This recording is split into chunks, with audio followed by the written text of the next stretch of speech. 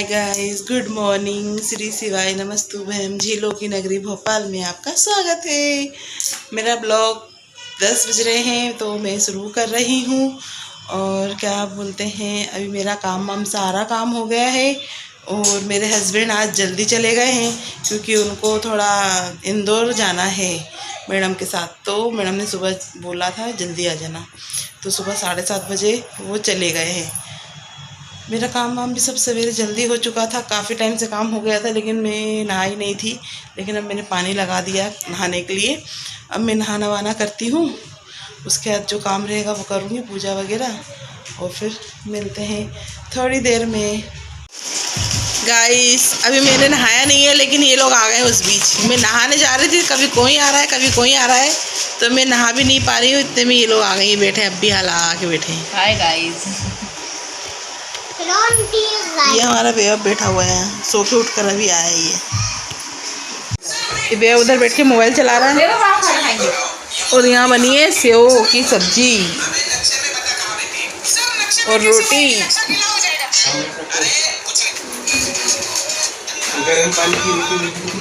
और अभी हम लोग खाना खा रहे हैं। ये अन्या बैठी है, अन्या अभी आई है।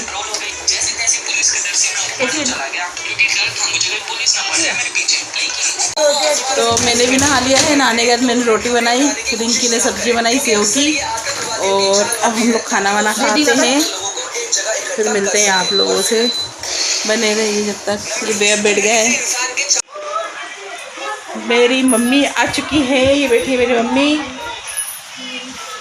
अभी मम्मी कितने बजे आई? 2 बजे, 2:30 बजे ना, 2:30 बजे मम्मी आई है अपनी ड्यूटी से छोड़ के। और भैरा भाई जा चुका है आरू को लेके। और ये बेवब खेल रहा है। बेवब और आरू की अभी हो गई थी लड़ाई। लड़ाई इसलिए हो गई थी क्योंकि उसकी मामी कुरकुरे लाई थी, सबके लिए लाई थी, चारों के लिए। लेकिन आरू ने खुद का भी खा लिया और बेवब का भी खा लिया कल्टी में उठा के, क्योंकि बेवब कोई भी चीज़ जल्दी नहीं खाता है।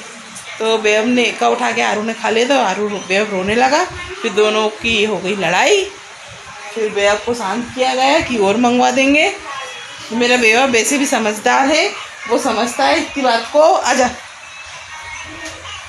किसको बाद में मंगवा देंगे हैं। आपके नाखून के साथ खेलो। घुमा मत देना मेरे नाखून। मैं घुमाऊंगा, ठीक है। बने रहिए ब्लॉग में, मिलते हैं थोड़ी देर में। हाय गाइस, आज तो पूरा दिन निकल गया, मैं वीडियो शूट नहीं कर पाई। और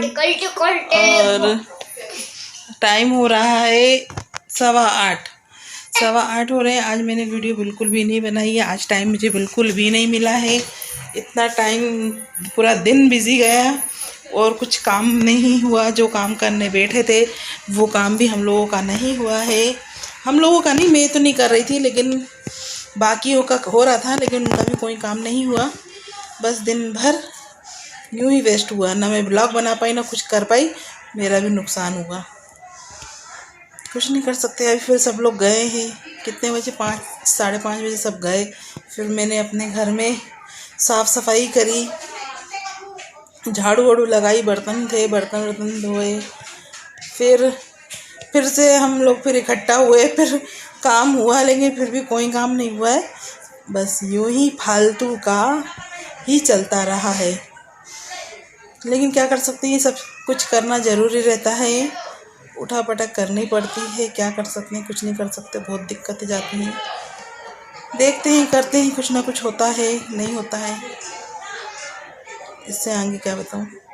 लेकिन मैं आज ब्लॉग नहीं बना पाई, मेरा बड़ा दिमाग ख़राब हो गया है। शूट कुछ भी नहीं कर पाई हूँ।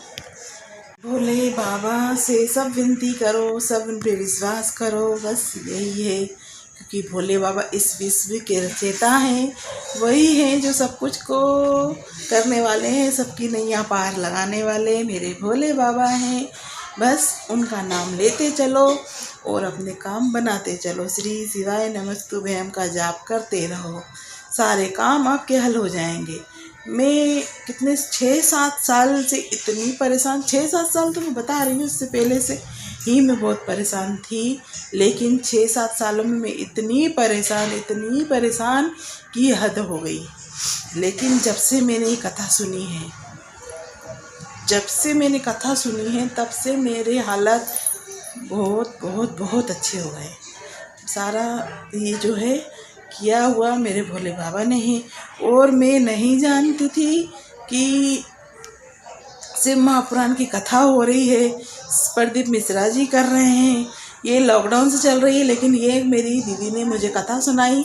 दीदी कह रही थी उसने कहीं मोबाइल पे सुनी थी उनका कोई सा भजन, तो उसे बहुत अच्छा लगा मेरी बहन को। तो दीदी बोलने लगी कि है ना अपन सीहोर चलेंगे, गणेश जी के मंदिर चलेंगे, वहीं आगे है ना पंडित जी का आश्रम है, अपन वहाँ चलेंगे। क्योंकि हमें कोई भी जानकारी नहीं थी, ना दीदी को थी ना मेरे को थी, ना दिवस हमने सुना था मोबाइल में, दीदी ने सुना था, मैंने नहीं, दीदी ने सुना था। तो बस मैं तो तैयार हो, हम लोग तैयार हो गए। तो दीदी ने, हमने गणेश जी के मंदिर जाएंगे, वहाँ जाकर कथा सुनेंगे। हम लोग यही कह रहे थे कि दीदी को कथा सुननी है, वहाँ जाके कोई पंडित जी कथा सुनाते हैं। तो हम लोग बस सीरियसली नहीं थे, हंसी मजाक में चले गए। वहाँ गणेश भगवान के दर्शन करे। सीहोर में गणेश जी का मंदिर है प्रसिद्ध, वहाँ पर हमने गणेश जी के दर्शन करे। वहाँ से हम निकले पूछते पूछते प्रदीप मिश्रा जी के कुपरेश्वर धाम पहुँच गए। वहाँ पर हमने कथा सुनी। बस वो कथा जो मैंने सुनी, उस कथा का असर आज तक है। मैंने जो कथा सुनी, मैं हंसी मजाक में गई थी, लेकिन मैंने हंसी मजाक में कथा सुनने गई थी, लेकिन वो कथा मेरे लिए, यानी कि मेरी लाइफ के लिए वरदान है। वरदान कैसा है? क्योंकि मैंने उनकी कथा सुनी, कुछ नहीं हुआ, कुछ तकलीफ नहीं, कुछ दुख नहीं, जो थे वो सब चले गए। और पैसे की दिक्कत होती थी, अब ऊपर वाले की दया से इतनी है कि पूरी ख़त्म नहीं हुई है, लेकिन फिर भी ऊपर वाले की दया है कि मैं अब इतनी परेशान नहीं रहती। जो काम रहते हैं वो हो जाते हैं, थोड़ी दिक्कतें हैं तो भोले बाबा उसको भी पूरा करेंगे धीरे धीरे। आज नहीं तो कल वो भी पूरे हो जाएंगे, मेरे सारी दिक्कतें दूर हो जाएंगी। भोले बाबा से मुझे और कुछ नहीं चाहिए, बस यही चाहिए कि बस हम अच्छे, हमारा परिवार अच्छा, सब लोग अच्छे रहें, सब कोई किसी को दिक्कत ना हो, कोई परेशानी ना हो। भोले बाबा से यही दुआ है। बस मानो, बस भोले बाबा को श्री शिवाय नमस्तुभ्यम बोलो, उनका जाप करो। मैं न चलती हूँ ज़्यादा, ना बोलती हूँ ज़्यादा, तो मैं बोलते बोलते भी मैं हाँफने लगती हूँ, सांस भरने लगती है। अब 9:45 हो रहा है और हम खाना खा रहे हैं। बेबब और मैं खाना खा रहे हैं, खिचड़ी। मैगी बनने वाली थी, मैगी नहीं बनी, उससे पेट नहीं भरेगा बोलने लगे ये लोग। तो फिर मैंने खिचड़ी बनाई, तो इन लोगों ने बोल दिया मुझे थैंक यू, क्योंकि इन लोगों को खिचड़ी इतनी पसंद है। तो मैंने खिचड़ी बना दी। खा जाओ, लो गजब का डब्बा पूरा गजब गजब। अभी हम लोग खा रहे हैं गजब। हाँ गजब। आपको भी हमारे घर आओगे तो खाने को मिलेगा।